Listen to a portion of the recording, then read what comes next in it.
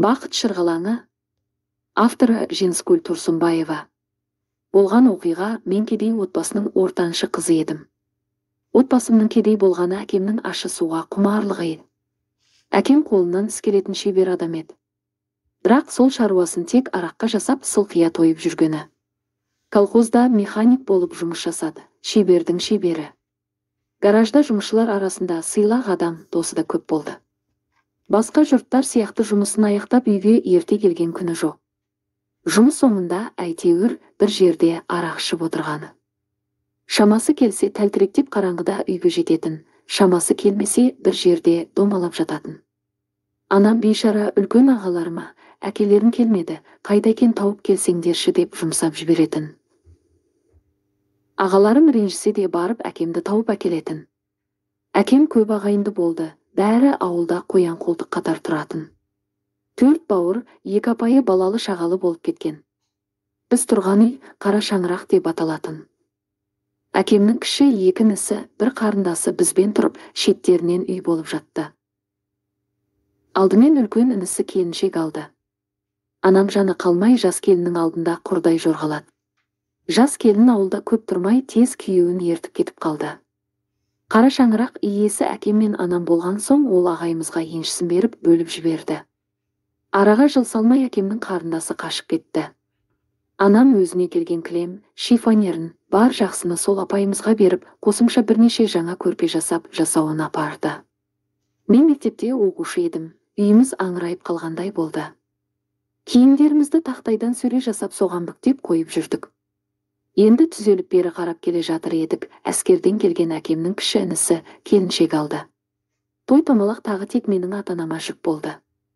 Үлкен ағалары: өз балаларымыз үйленгелі тұр, жағдайымыз жоқ деп теріс қарады. Сонымен бар мал сатылып келінді әкем өзі алып берді. Сол келінмен үйге жұт келгендей болды. Мал шетінен өле берді. Кәрі атамыз бар еді, науқастанып жатып қалды. Бақшамызға көксақ егіп, өзіміз жұлып жеп жүруші едік. Сол жылы еккен қызанақ, қияр, пияз, қырыққабат, бұрыш өздігінен құртып жеуге болып қалды. Есік алдында жайқалып тұратын гүлдер де солып қалды. Анам арықтағы сумен құрт келді деп жорамалдайды. Бірақ сол арықпен бүкіл ауыл суғаратын.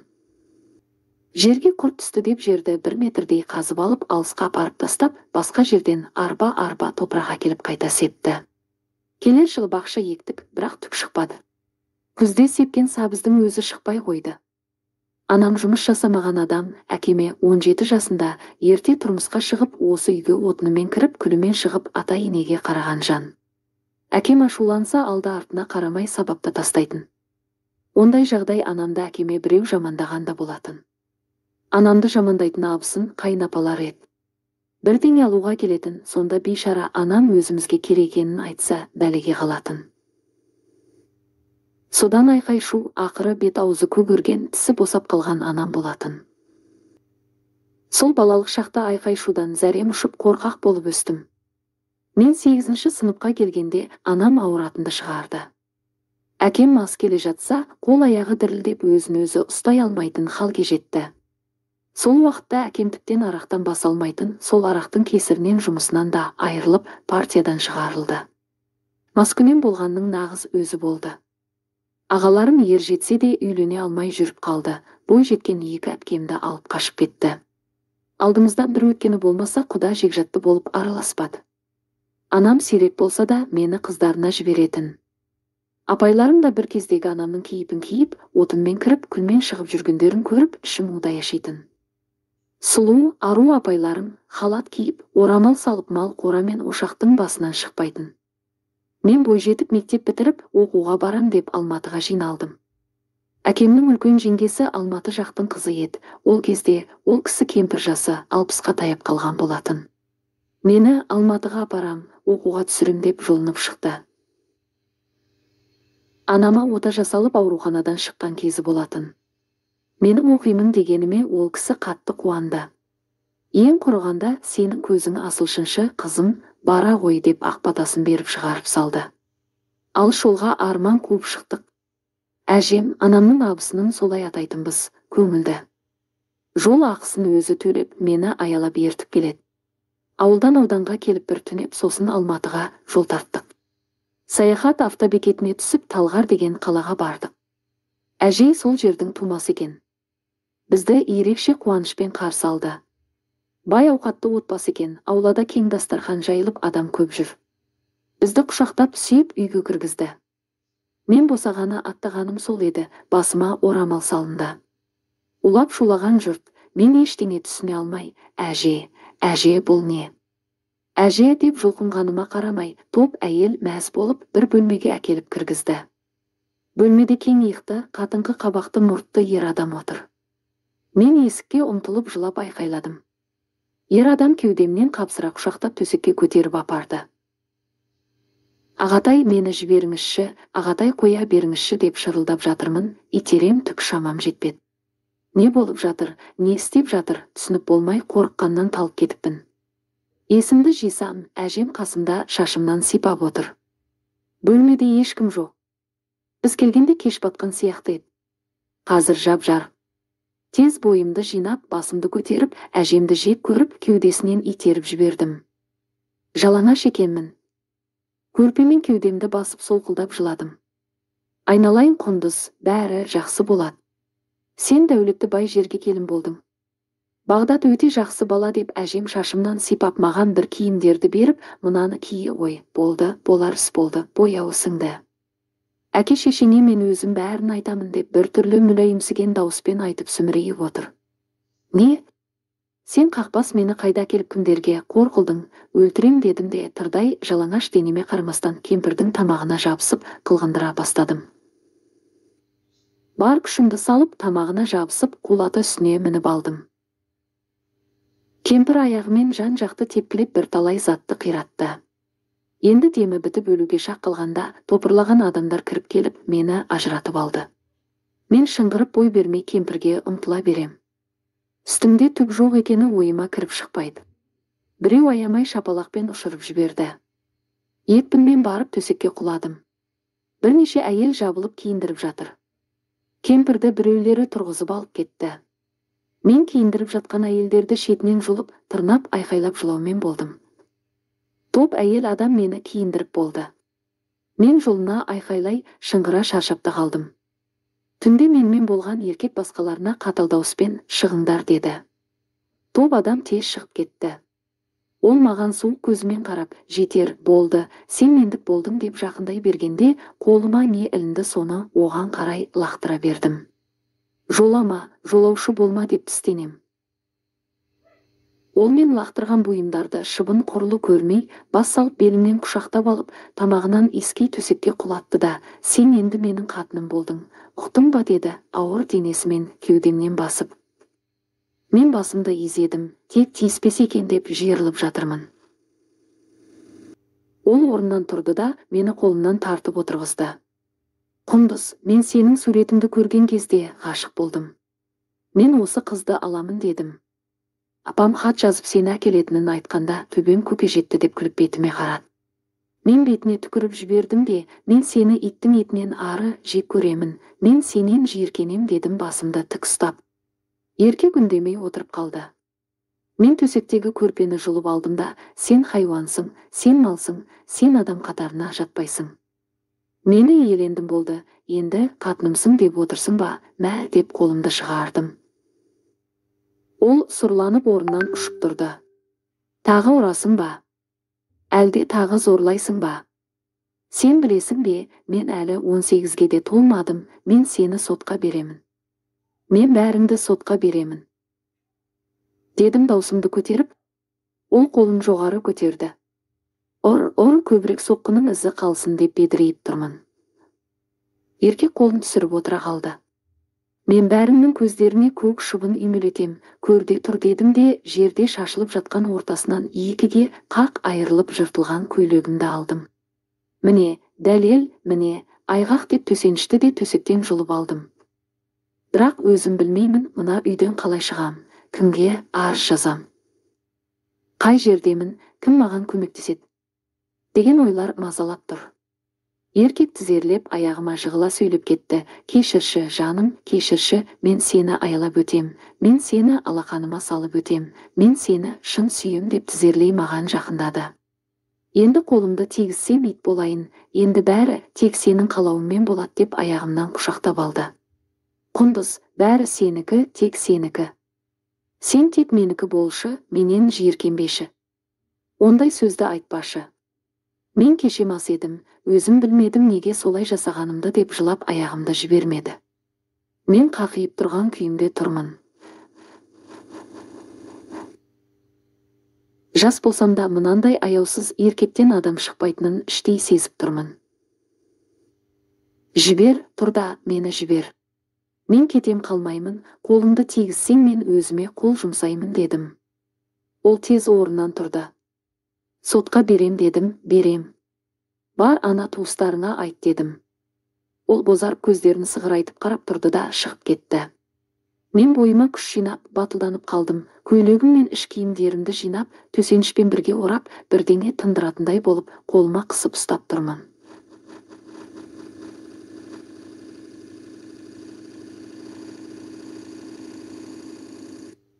Біраз уақыттан соң екі әйел кірді. Маған сескене қарап, есік жанындағы орындықтарға отырды. Неге келдіңдер? Мені қашан босатасыңдар деп бүйірімді таянып алдарына жетіп бардым. Қызым, бір ашуыңды маған бер, мен сенің анаңнан үлкен анамын. Бәріміз де осылай алданып тұрмысқа шығып үй болып кеттік. Сен ақылға кел деп қасындағы әйелге қарады. Ол әйел терлеп кетіпті, бет аузын сүртіп дірілдеген ернін әрең қозғалтып, балам дұрыс емес жасады. Бір келісіммен болуы керек еді. Сен бізді кешір қалқам деп бет аузын сүртіп тоқтады. Әке шешеңе түнде хабаршы кеткен, ендігі жеткен де болар. Енді қызым жазмыштан озмыш жоқ дегенде. Жоғалыңдар. Тез көзіме көрінбеңдер. Дедім өксік тығылып. Бейшара анама жаным ашып өкіріп жерге отыра қалдым. Анамның бейнесін көз алдыма елестетіп егілдім. Алдыңғы екі апамды алып қашқандағы анамның қаншалықты егіліп жылағаны есімде. Менен хабар барғанда сорлы анам тағы аңырап отырып, маған бақыт тілейді ау. Сорлы анам кімге барып шағым айтады? Сорлы анашым, анашым деп егіліп жылап ұзақ жаттым. Екінші түн басталды. Мен сыртқа шықпай отырмын, адам кірсе қуып шығам. Қараңғы түскенде тіпті қорықтым, анау күйеу сымақтағы келіп жұлмалай ма деген ойда тұр. Бұл үйде адам өте көп, түн болса да топырлап тарқамай жүр. Күндіз терезеден көрдім, мал сойылды, бауырсақ пісірілді. Ары бері шапқылап жүрген әйелдер. Түн ортасы болғанда 3 адам бөлмеме кірді. Екеуі алдыңғы кірген кемпірлер, тағы ер адам кірді. Ер адам жыла амандасып молдас құрып отыра кетті. Айналайын келінжан, міне, хабаршылар келді, оң хабар әкелді. Атаның рұқсатын беріп, жеңгелеріңді жіберіпті деді. Мен есік жақтан екі алыс туысқан, екі жеңгемді көрдім. Жеңгелерім куә болсын, некеңді қияйын деп ата бетіме қарады. Мен алдымен жеңгелеріммен сөйлесем, сосын жауабымды айтам дедім қақшиып тұрып. Болары болып қойған несіне енді неке қимақ түсінбедім. Жақсы, жақсы, қалауым болсын деп шал орнынан тұрып, екі кемпірді ертіп шығып кетті. Кіріп келе жатқан жеңгелерім бізге түк жаны ашымайтын жандар екенін білсем де, анам туралы білгім келіп тұр. Екеуі жалпаңдап қасыма жетіп келіп айналып толғанып жатыр. Анамның қалы қалай дедім. Анам қуанып отыр. Білетін жер, бұрынғы ескі құдалар бар жер, қызым жыламайтын болды деді. Сен ақылды бол, әжейге қатты ренжіме. Ол кісі де сені көрген соң өз барына келді деді. Мен анамның ондай сөз айтпайтынын білсем де, екінші жеңгеме қарап, анам не деп отыр дедім. Айналайын ол, анаң не десін, бақытты болсын деді. Енді кеткен қыз кетті, не істей алам деп отыр. Саған бақыттан басқа анаң не тілеуші еді деп қалтасынан бір жапырақ қағазды қолыма тығып ұстатты. Мен тез қағазды ашып оқи бастадым. Менің ақылды, сүйкімді, сұлу қызым. Балапаным, сен де, мен де алдандық. Балам, менің қолымнан не келеді? Сен маған қарағанда батыл өжет едің. Бірақ бізді жерге қаратпассың. Сын анаң депті. Хатты оқып отырып мен анамның маған еш қорған бола алмайтынын білдім. Егіліп ұзақ жыладым. Неке қиылды, мен қаласам да, қаламасам да неке түні болды. Күйеуім барынша аяласа да мен суық болдым. Мен әкелген әжем той болғанша қасымда болды, әрдайым керемет жерге келін болдым деп өз туыстарын мақтаумен жүрді. Той болғанда анам, бауырларым, әпкелерім, жезделерім келді. Әкем туыстарымен келмеді. Анам барын көтеріп азын аулақ жасауында келіпті. Жылап көрістік. Бір-бірімізге жабысып үнсіз ұзақ отырдық. Апайларында жылап амандасты. Той жақсы өтті. Күйеуім менен 12 жасқа үлкен екен. Тіреп тұрған мықты бауыры қызметте майор дәрежесінде екен. Байға тиіп ажырасып келген 2 апайы бар екен, екеуінде де бір ұл баладан. Ата-енем зейнет жасында, тағы бір 27-дегі қайын сіңілім бар екен. Ол саудамен айналысып, ақшалы адам екен. Той өтіп туыстарым кетерде 2 апайым жеке шығарып, «Құндыз, сен қалада тұрасың, үйде отырма, оқимын де, жұмысқа шық, күйеуің сені сүйетін сияқты аузының суы құрып отыр, сонымен жақын бол», айтқан. Біз сияқты сүмірейіп жүрме. Қаланың баласы, ол қаланың баласы, көзі ашық. Біздің байларымыз түк көрмеген көр соқыр. Ал сен оны өз ырқына жетеле. Ол саған ереді деді. Мен жас болсам да бұл сөздердің жаны бар екенін сездім. Туыстар кетті, той бітті. Анам әкелген жасау үйге кірмей лапастың астында тұр. Ешкім оны кіргізейін де демейді. Енеме барып, «Апа, анам әкелген көрпе жастығымды үйге кіргізейінші» деп едім. Енем шошып кетті. «Ой, жоқ, сол жерде тұра берсін. Көктемде жұмысшылар келеді, соларға береміз» дегені. Өксік тығылып өзімді жаман сезіндім. Неге анам тіккен көрпелерді қайдағы бір жұмысшыларға береді, оны анам өз қолымен жасап әкелді ғой деп іштей айтып тұрып қалдым. Мен енемнің ана сөзіне қатты ашулансам да, сыр білдірмей кештің батқанын күттім. Өз бөлмеме келіп, әдемі түнгі көйлекті киіп, жалаңаш денемді жартылай ғана жауып, шашымды жайып жіберіп, айна алдында ұзақ отырдым. Күйеуім қанша дегенмен өз кінәсін жақсы ұққан, зорлағаннан соң мені бар жанын салып аялағысы келеді. Менің де солай жауап бергенімді қалайтынын сезем. Томар болып былқ етпей жатқан адамды кім жақсы көрсін, оны жас болсам да мен түсіне бастаған. Біздің қосылғанымызға 4-ші ай еді. Осы 4 ай ішінде бірде бір жарық бөлмеде осылай өз тәнімді көрсетпегенмін. Көрпе астына оралып кіріп алып, бүрісіп жататынмын. Ол жақындаса кірпідей жиырылатынмын.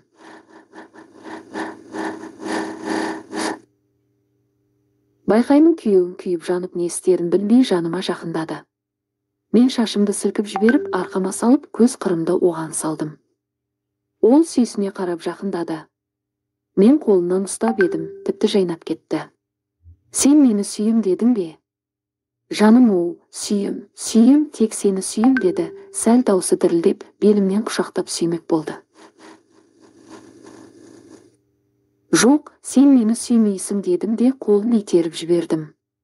«Құндызым, қойшы, жаным, мені кешірші, мен сен үшін жанымды берем» деп қолымнан ұстап, ақырын өзіне тартты. Мен көзіне тұра қарап тұрып, «Мен білмеймін, сені сүйе алам ба, жоқ па» деп бұраңдап барып төсегіме жатып, көрпемді жаппай, күйеуіме қарап жатырмын. Ол аяқ жағыма отырып, жарқырап тұрған балтырымнан көзін алмай, «Маған не істе дейсің» деді, жұтынып. Алғаш кездескендегі қорлығымды ұмытып қалу мүмкін емес деп көрпені жауып алып, тек басымды ғана қылқитып шығарып, көзімді алмай ашуланған болдым. Ол қабағын түйіп, беті аузын сипалап, басын қос қолдап ұрып жіберді. «Сенің сол қылығыңды ұмытайын десем, мына туыстарын әрдайым таптап есіме түсіреді» дедім жыламсыраған дауыспен.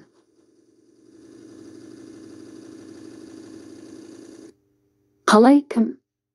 Саған біреу сөйлеп жүрме» деді қатал дауыспен. «Кім мені бұл үйде адам көріп жүр, айтшы, мен дайын құлмын ғой. Кім мені сенің әйелің деп қабылдады, ешкім олай қабылдаған жоқ. Анаң тамақ қалай жасау керекенін айтумен миымды ашытса, апайларың үйді қалай жинау керек, кірді қалай жуу керекенін шұқылауда. Ал әкең мені мүлдем көрмейді, мен сәлем салып жатырмын ба, басқа жасап жатырмын ба көрмейді. Ал қарындасым ол ханшайым, әулие, оған мен жасаған ештеңе ұнамайды. Ағаң мен олардың отбасын айтпай-ақ қояйын дедім көзімнен жастарымды ағызып. Айтқан сөзімнің бәрі шындық еді. Күйеуім жақындап отырып, қолымды көрпеден шығарып сүйді де, мен олармен сөйлесемін, уәде беремін.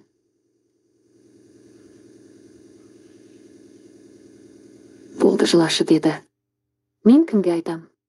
Сен маған қорған болмасаң, мен мына үйде не үшін жүрмін? Дедім. Бұл сөзімде шын еді. Мен үшін жүрсің, мен саған қорған боламын деді, бетімнен сүйіп. Анам әкелген жасауым әне далада жатыр. Сонда не анамның еңбегі көз майы бағаланбағаны ма? Сонда сендер менімен қоса анамды да қорлап отырсыңдар ма? Деп шынымен егіліп жыладым. Қалай далада? Ол не жасау деген деп күйеуім иығымнан ұстап таңырқай сұрап отыр. Жасау деген анамның артымнан әкелген көрпе жастық, ыдыс аяғы. Олар сендердің дүниелеріңдей қымбат емес шығар, бірақ мен үшін қымбат, дедім солқылдап өксігімді тоқтата алмай. Ашудан өксікке тығылдым. Солай ма? Мен ол туралы білмедім, олар қайда? Шайхананың артындағы лапастың астында, дедім. Өксіктен тұншығып әрең күйеуім атып тұрып сыртқа шығып кетті. Мен шыны керек шошып кеттім. Тез киініп алып, сыртқа шыққанға қорқып есіктің қасында тұрмын. Күйеуімнің папа, мама, ама деген ашулы даусы естіліп, тарсылдаған дыбыстар да естіліп кетті. Зәрем ұшып дірілдеп кеттім. Балам, не болды? Не айқай-шу? Түн болды ғой, не болып қалды? Бұларды неге кіргізіп жатырсың? Деген дауыстар шығып жатты. Папа, сіз білесіз бе мыналар не екенін, деді күйеуім әкесіне қарап. Мен күйеуімнің қасына келдім. Ол менің иығымнан құшақтап тұрып әкесіне сұрағын қайта қойды. Папа, мынау не екенін білдіңіз бе деп сұрап тұрмын. Жауап беріңіз, деді қаттырақ. Балам, ол құндыздың артынан келген көрпе жастығы, деп анасы жауап беріп еді. Сенен сұрағам жоқ, деп бақырып жіберді. Шешеңе айқайлама, деп әкесі де дауыс көтере тіл қатты. Папа, сіз осының жасау екенін білдіңіз бе? Білдім, мама, неге үйге кіргізбедің? Ой балам, соған бола неге ашуланасың? Үйде не көрпе, жастық жоқ па еді? Олар бізге керек емес, деп анасы күліп сөйледі. Киіз шаң жинайды, көрпелер қой саситындай, ал мына құрақтар сәннен кеткені қашан, деп үлкен апай көрпелерді ары-бері лақтырып ашулы дауыспен айтты. Ыдыстарын қара, кім қазір мынандай ыдыс ұстайды? Масқара, орамалдарын қара, перде тіпті, деп екінші апайы күле сөйлеп ақтарып жатыр еді. Сенің өз жасауың қайда, кәне? Сенде не бар? Сен тұрмыста болдың, дүниең қайда?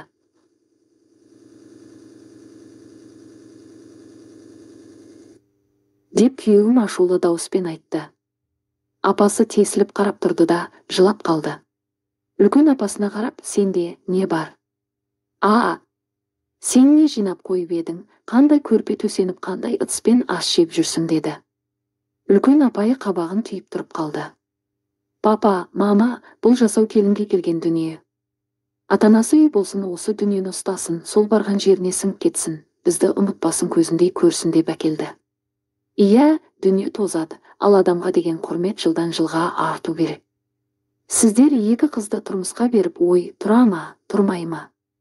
Қазірше ештеңе апармай тұра тұрайық деп ниеттерің жаман болды. Міне, екеуі де тұрмай келді. Ал мен құндызбен тұрам. Біз үй боламыз. Сендер тұрғызбасаңдар бөлек кетіп, осы дүниемен үй боламыз, деді. Ойбай, тұр, кім саған тұрма деп жатыр, деді анасы теріс бұрылып кетпек болды. Мама, пап, апайларың айтарым бар. Құндыз бұл үйдің құлы емес, ол менің әйелім. Сондықтан әр қайсыларыңыз құрметпен қараңдар, деді. Боқ, шіркін, құрметпен қарауымыз үшін ол сол құрметке лайық бола білу керек, еңбегі сіңу керек емес пе, деді әкесі. Дұрыс айтасыз, папа, ең алдымен сізді құрметтеп сәлем салып жатқанын көрсеңіз, ары қарай келініңіздің басқа еңбегін де көрер едіңіз. Сіз оны көрмейсіз ғой, деді. Мына қатынды қарашы, кеше келе салып, бүгін баламды бәрімізге қарсы қойғанын, жарымаған. Қайыршы, сорлы, сенің апайың оңбайды, осындай қатын әкелген ұлыма, деп енем әдетінше еріндері дірілдеп терліп кетті. Амалая қарап дірілдеген ернін сүртті. Мама, сабаңа түс болды, ол келін өз қызметін орындайды, ал сен оған анада бола біл деп күйеуім мені жетектеп бөлмеге беттеді. Мынау осылай шашылып жата ма деп үлкен апайы айтып еді. Таңертең бәріміз бірге реттейміз, ең бастысы үйге кірді деп есікті жапты.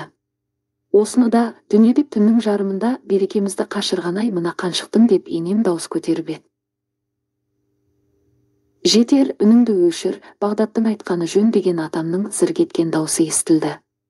Есіктің қасында ана сөздерді естіп, жүрегім ауырып кетіп еді. Күйеуім белімнен құшақтап, маған күле қарап, уайымдама, енді бәрі басқаша болады. Мен саған қорған боламын деді. Сен қатты кеттің дедім. Мен сондай қызу қандымын, сен дегенде тау қопарамын деп ерніме жабысты. Мен күйеуімді құлай сүймесем де үйрене бастадым. Ертесі көрпе, жастығымды бөлмеме жүгетіп жинап, текеметті бір бөлмеге төсеп, ыдыстарымды ыдыстарға қостық. Пердені өз бөлмеме ілдім. Анам әкелген 4 көйлекті де киіп алдым. Айлар өтіп көктем де келді, мен 18-ге толдым. Алғашқы кездегідей емес, ата-енем сәл өзгерді. Тек қайын апайларым түрткілеп тиісе беретін болды. Екі бала бір-бірімен төбелесіп қалса да мен кінәлі, олар кір болып қалса да мен кінәлі, уақытылы тамақ ішпесе де мен кінәлі болдым. Үлкен апай жұмыс жасайтын, кішісі үйде болды. Енем зейнетте болса да мектепке барып аз сағат алып жұмыс жасайтын. Атам зейнеткер, күні бойы шалқайып жатып газет оқитын. Кіші қыз айлап жоқ болып бір келіп кетіп жүрді. Көрші тұратын қайын ағам қызметінде, әйелі дәрігер, 2 қызы мектепте оқушы еді. Мен жазға қарай оқу туралы ойлап бірнеше рет Бағдатқа, күйеуім, айтып едім, ол аса құптай қоймады. Ол қатты қызғаншақ екенін байқадым. Талай той-томалаққа барғанда ол байқатып жүрді. Оның қызғанатынын білген соң мен өзімді тым еркін ұстамай, оны қызғандырмауға тырысып жүрдім. Үйленгенімізге 1 жыл болды, мен бала көтермедім, ол уайым бола бастады. Бағдат қайта-қайта көтердің бе деп сұрай беретін болды. Сол бала жағы ғана оны менен алыстатқандай болды. Басқа жағынан үстімнен шаңымды қағып отырды. Апайларының маған тиісетінін біліп қалып орындарына қойды. Есік алдына шағын дүкен ашып, ішін тауарға толтырып, мен сол жерде сатушы болдым. Маған бұл кәсіп қатты ұнай бастады. Енем жұмысқа шықпайтын болып, үйде жиендерін қарап отырып қалды. Менің көтере алмай жүргенімді біліп үлкен апам келіпті. Bir түн бірге жатып ұзақ сырластық. Алтын сіңілім, сенің ағзаңда өкпе, қорқыныш қалып қойған. Сен психологқа барсаң дұрыс болар еді. Алғаш кездесуің зорлық болған соң ағзаң ұрықты қабылдамай жатыр деді. Мен жылап қалдым, апам негізі өте сауатты, ізденіп көзін ашып көп оқып жүретін адам.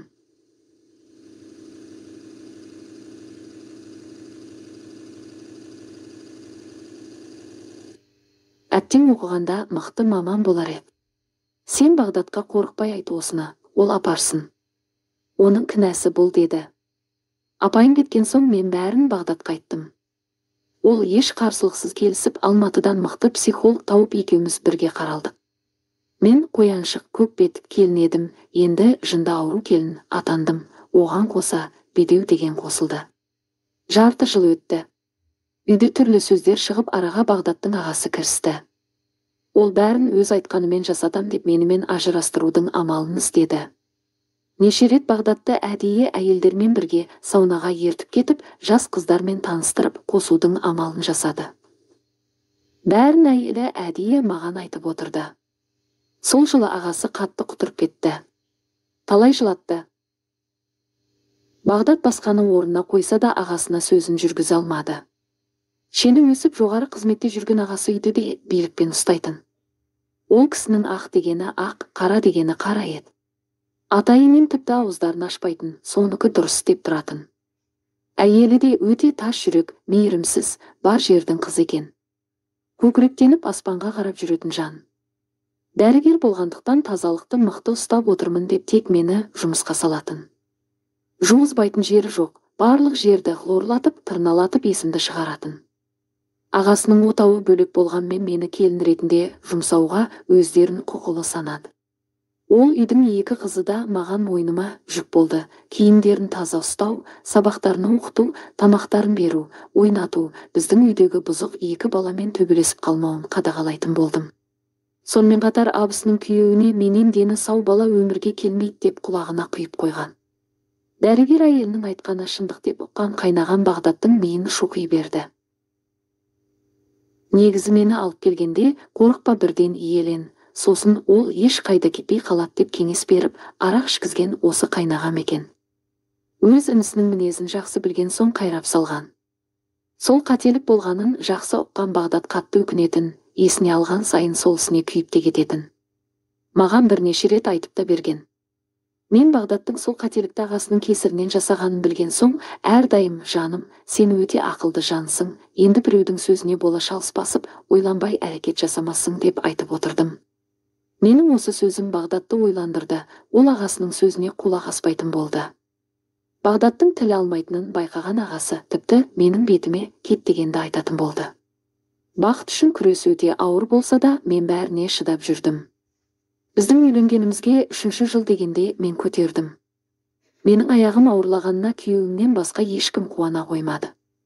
Керісінше маған ауыр жұмыстар жасатқызып, балам түсіп қалса екен деп бүкіл отбасы әрекет жасады. Оны сол дәрігер абысыным үгіттеп қойған. Мен алғашқыдай Бағдатқа айтып шағымданбайтын болдым. Онсыз да мен ең жаман адам едім, оған айта беріп, одан ары жаман болмайын деп көне бердім. Менің туыстарым келсе Бағдаттың отбасы үрке қашатын, бір дастархан басына отырмай өздерінше болды. Оны Бағдат байқап жүріп, ақыры бір күні ол жарылды. Жалғыз өзі бәрімен ұрысты, дауласты, тәртіпке салмақшы болды, бірақ отбасы көнбеді. Ақыры Бағдат ашумен мені алып, бітпей қалған үй сатып алып көшіп кеттік. Менің анам берген көрпе жастық, текемет, ыдыс аяқты ғана алдық. Мен ұлды болып, ұлым 40-нан шыққанда. Бағдаттың ағасы жол апатынан қайтыс болды. Жылай-жылай анасы соқыр болып қалды. Біз үйге оралмадық, апайлары келгенімізді қаламады. Мен екінші ұлымды босанып жатқанда үлкен апайдың ұлы суға ағып кетті. Бағдат әкесін үйге әкеліп мен қарадым. Ол кісі инсульттан жүре алмай қалған. Жылдар өтіп жатты. Үлкен ұлы мектепке барды. Бағдаттың қарындасы тұрмысқа шықпай саудамен жүріп қалған, 30-дан асып кеткен. Мен өз туыстарыммен ақырындап араласып тұрдым. Үйленбей қалған ағаларым үйімді толық бітіртіп, есік алдына үлкен етіп дүкенде салып берді. Мен шаруамды дөңгелетіп тірлігімді жасай бердім. Екінші 40-тан асқан ағам ақыры Бағдаттың қарындасымен көңіл қосып, екеуі бас қосты. Үлкен апайлары қарсы болса да, олар ешкімге қарамай екеуі Астанаға кетіп қалды. Бір қызды болып саудамен айналысады. Атам біздің қолда 4 жыл ауырып жатып қайтыс болды. Менің әкем де қайтыс болып кетті, сол араққа тойып ұйықтап оянбай қалды. Үйленбей жүрген ағаларым бақтарына бұйырған қыз-келіншектермен бас қосып үй болып тұрып жатыр. Менен кейінгі іні сіңілім де ер жетті, анама қамқоршы болды. Қазіргі кезде біз 3 баланың ата-анасымыз, үлкен ұлдарым оқуларын тәмамдап маман иесі, әне-міне үйленгелі отыр, қызым жоғары білім алып жүр. Бағдат қызмет бабымен зейнетке шығып, ауыл арасында адам тасиды. Мен сол дүкенде жүрмін. Дүкенімді үлкейтіп, жартысын азық-түлік, жартысын киім-кешекке толтырып сатушы отырғыздым. Енем әлі бар, тек көзі көрмейді, 90-нан асты. Ол кісіге қосылып, үлкен қызы да аурушаң. Үлкен қайнапам ұлы суға кеткен соң денсаулығынан айырылды. Сүймелдеп жүргізіп, баппен қараймыз. Ортаншы апайымыз үшеуі бірге тұрады. Ортаншы апайдың ұлы жоғалып кетті. Көп іздедік, әлі табалмай жүрміз. Ортаншы апай ұлы жоғалған соң бұрынғыдай жолқынып мінез көрсетуді қойды. Қазір менімен сырлас. Ал абысынымда қартайды, қыздары тұрмысқа кетті. Күйеуі қайтыс болған соң, өз туыстары ақырындап алыстап араласудан қалды. Оған өзі кінәлі еді.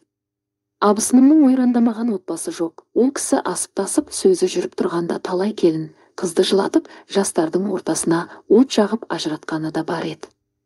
Солар уақыт өте кінәлі абысыным екенін түсініп жоламай кеткен.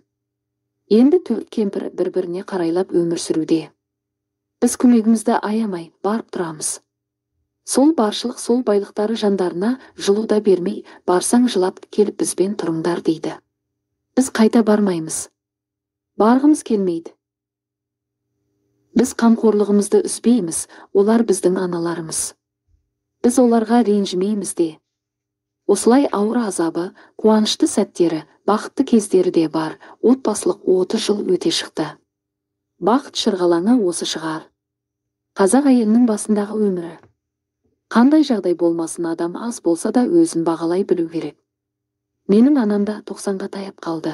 Сонша азап көрсе де, Аллам ғұмыр беріпті, қазіргі уақытта аппақ сазандай болып балаларының ортасында. Апайларым да осы уақытта оңалып, жезделерім сыйлайтын болды. Ол бақыт апайларымның ақылдылығының, шыдамдылығының, анамыздың тәрбиесінің арқасында деп ойлаймын. Қазір апайларым құда жекжатты, сыйлы, қадірлі болды. Кезінде мені әкеліп қосқан әжеміз өмірінің соңында қараусыз қалып, менің анам қарап, менің анам жерледі. Басқа адамның обалына қалма деген сөз бекер айтылмаған екеніне көзім жетті. Адамның көкірегінде қалып қоятын қара көңіл ешқайда кетпейді екен. Жүрекке түскен жара жазылмайды екен. Ағашқа шеге қағып, сосын суырып алып тастаған соң, ол жер тесік болып қала береді ғой. Менің әжеме деген жүрегіме салынған жара жазылмай, сол кісіге жаным ашымай-ақ қойды. Ал алғаш күні күшпен иеленген күйеуімді мен тек менің жарым, балаларымның әкесі деп қабылдап өмір сүріп кеттім. Менде махаббат гүлі ашылып жайнамасам да, күйеуімнен жиіркенбеймін, мен оны өз теңім деп қабылдап сыйлаймын. Ол соған тұрарлық жан. Бағдаты мейірімді, бауырмал, жанашыр, қамқоршы, еңбекқор, өте балажан. Кең жүректі, мені қатты жақсы көреді. Тіл көз тасқа тиісін, бірақ мен бақыттымын. Соңы